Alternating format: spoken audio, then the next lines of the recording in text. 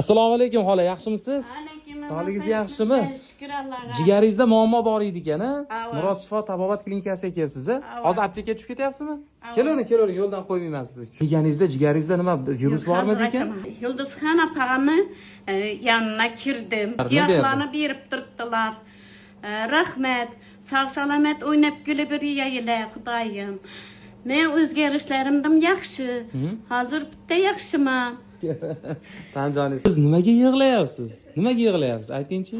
Bu xolani Murod Shifo tabobat klinikasida o'zlarini plantatsiyalarida yetishtirilgan giyohlar bilan bez operatsiya, onkologik muammolarni, raklarni, o'simtalarni, poliplarni, kistalarni so'riltirishda, oshqozondagi muammolarni, hattoki gemoroydagi muammolarni ham mana shu sonatlarni oldilariga kelib ishga qilasizlar. Bez operatsiya dori qo'llarsiz xalq tabobati usulida.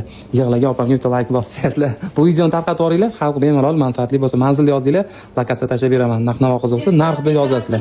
Lekin kelinglar, 95% neye tushirdilar, o'zinglar tushirdilar, hammasini besplatni qarab berdilar.